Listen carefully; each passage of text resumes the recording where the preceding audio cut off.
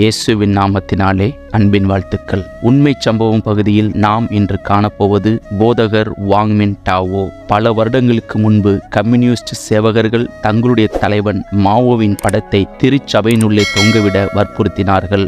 நான் இயேசு கிறிஸ்துவின் படத்தையே தொங்க போடவில்லை, ஜப்பானியரின் சக்கரவர்த்தி படத்தை தொங்கவிட மாட்டேன், நான் மாவோவின் படத்தையும் தொங்கவிடுவதில்லை என்று உறுதி பூண்டார். 1955 போதகர் வாங் கைது செய்யப்பட்டு 2 வருடங்கள் மனரீதியாக கடுமையான கொடுமையிலும் திசை திருப்புதலிலும் நசுக்கப்பட்டார். ஏறக்குறைய பைத்தியமாகும் நிலைக்கு கொண்டு வரப்பட்டு ஒரு அறிக்கையில் தன் தவறுகளை ஒப்புக்கொண்டு கையெழுத்திட்டார். இப்படி இறங்கியதால் விடுதலை செய்யப்பட்டார். சிறைக்கு வெளியே வந்த பின் அவருக்கு நிம்மதியே இல்லை.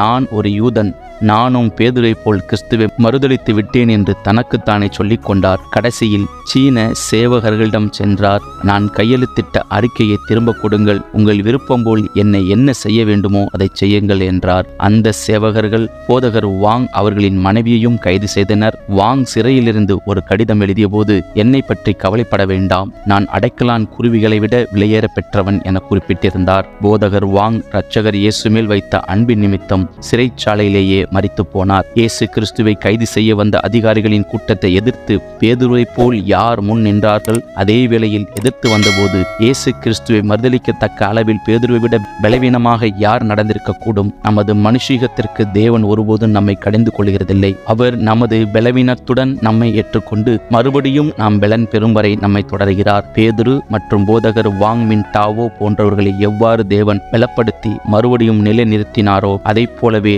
நம்மையும் உறுதியுள்ள தைரியசாலியாக மாற்ற அவரால் கூடும். கிறிஸ்துவுக்காக சாட்சியாக நிற்பதில் தவறினதினால் நீ வருத்தம் அடைந்ததுண்டா? இன்று உன்னை நிலைநிறுத்தும்படி அவரிடம் கேள். மற்றொரு சந்தர்ப்பத்தில் நீ திடமாக நிற்கும்படி இப்போதே அவர் உன்னை பலப்படுத்த ஆரம்பிப்பார். ஆமேன்.